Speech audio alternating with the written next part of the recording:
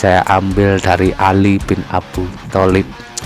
Angin tidak berhembus untuk menggoyahkan pepohonan, melainkan menguji kekuatan. Aku adalah apa yang aku pikirkan. Alif pada hakikatnya adalah suatu simbol diri sendiri, dari suatu asal muasal, suatu bentuk kodrat dan irodrat. 10, 9, 8, 7, 6,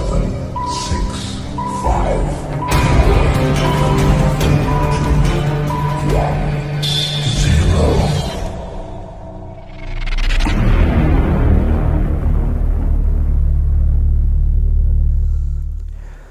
Assalamualaikum warahmatullahi wabarakatuh. Hamdan wa syukron ilal, sholatan wa salaman ala rasulillah, mabadu. Salam sedulur setana leluhur, rahayu rahayu rahayu.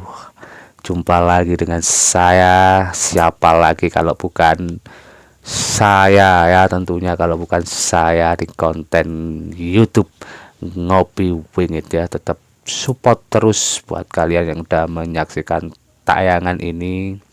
Semoga berkah buat kita semua. Amin amin amin ya robbal alamin.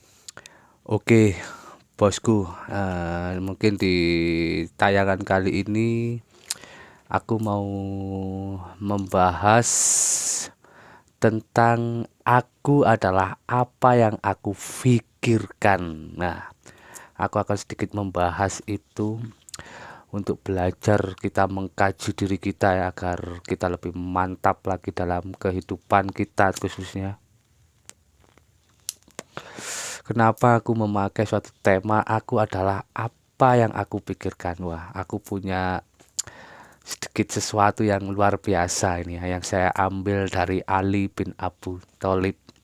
Angin tidak berhembus untuk menggoyahkan pepohonan, melainkan menguji kekuatan akarnya. Wah, seru sekali nih kalau kita dalami ya, suatu makna nasihat filsafat yang sangat luar biasa menurut saya.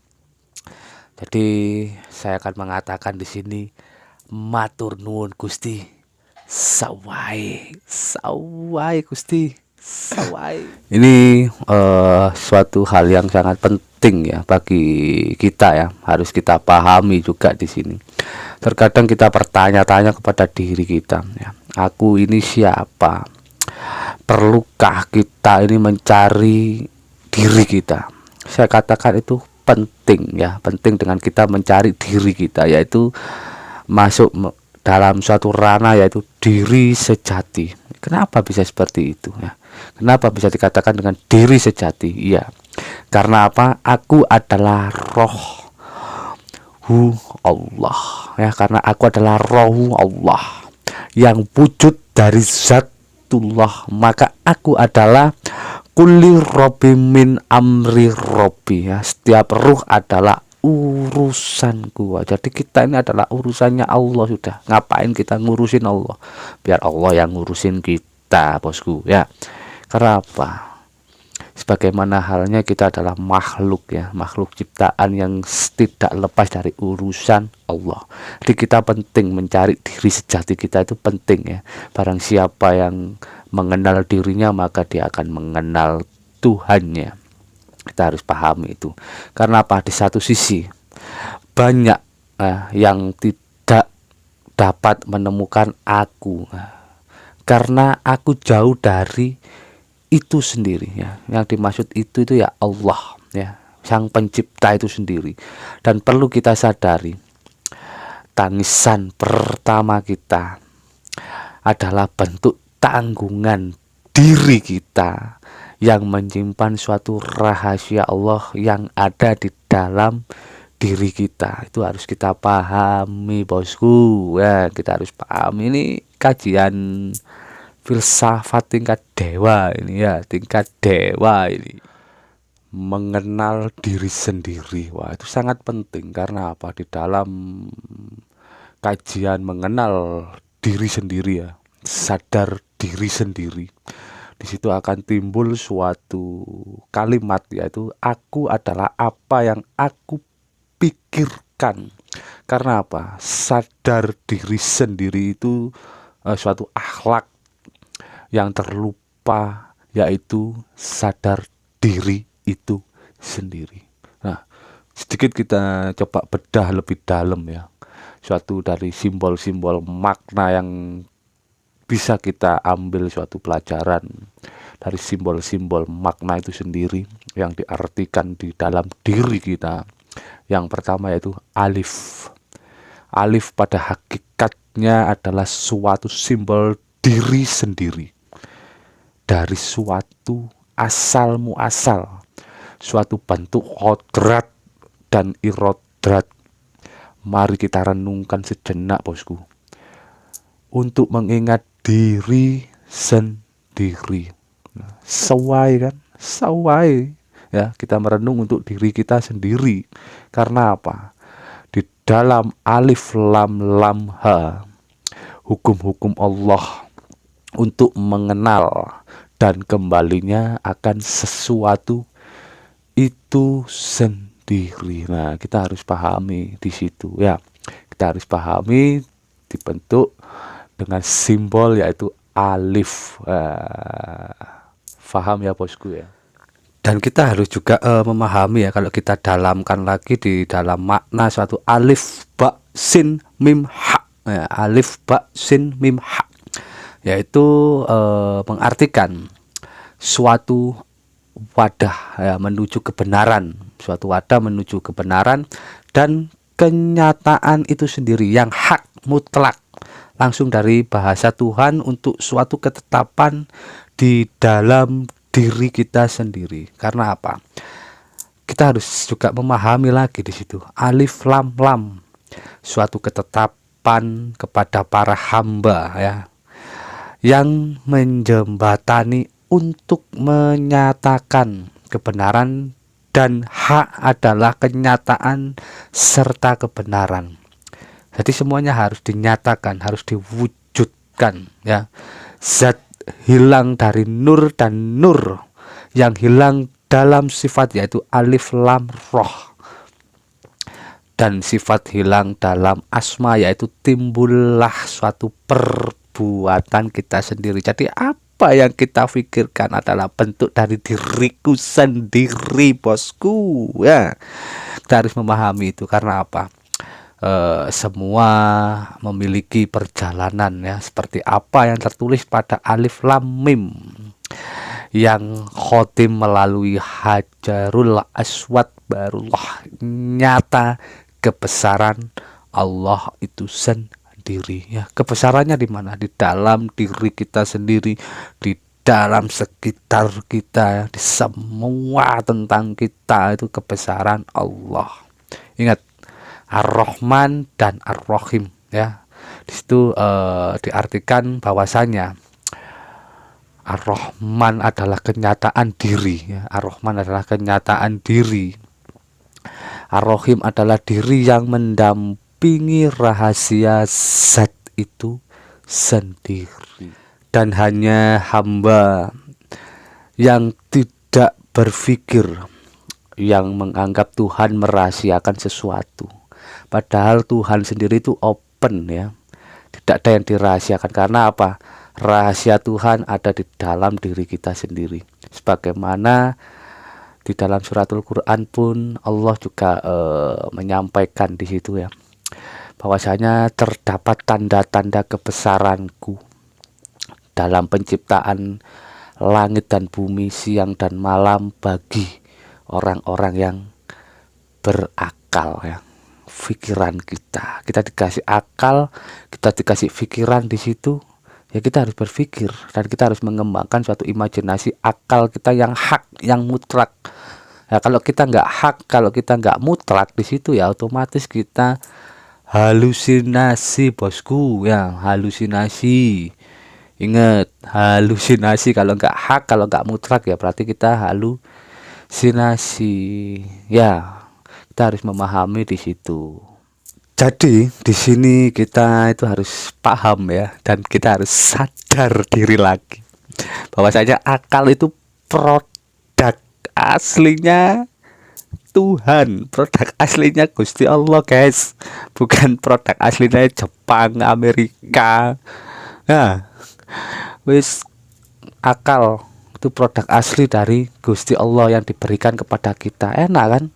Matur nuwun Gusti, sawai sawai kita dikasih akal, yang pada hakikatnya itu apa?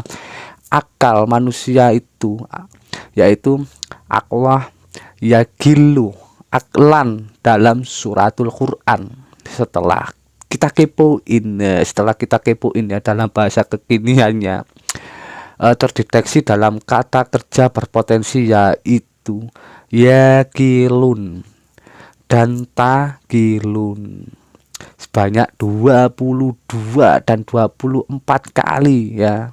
2 tahun guys baru ketemu nyariin kata-kata ini. Waduh, 2 tahun ini.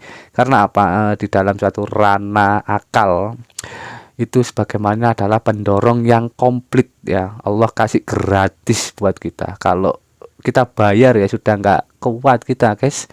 Kalau kita suruh bayar tentang akal manusia sendiri sama Tuhan, ya nggak kira-kira. Dan semua itu terangkum dalam Quran surat Al-Baqarah ayat 165 sorry.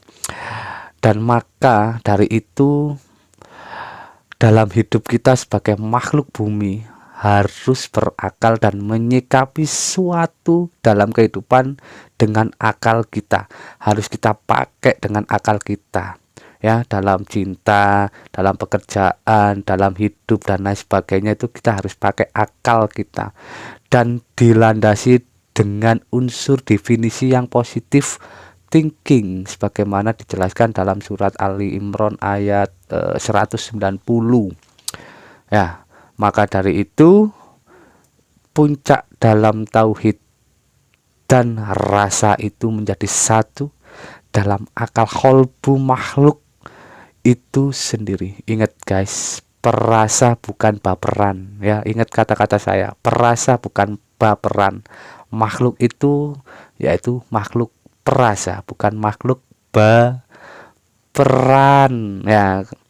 Karena apa? Di dalam penciptaan akal itu sendiri ya, dilandasi dengan definisi yang menyesuaikan dengan perasaan kita untuk satu frekuensi dengan Allah itu sendiri. Kenapa begitu?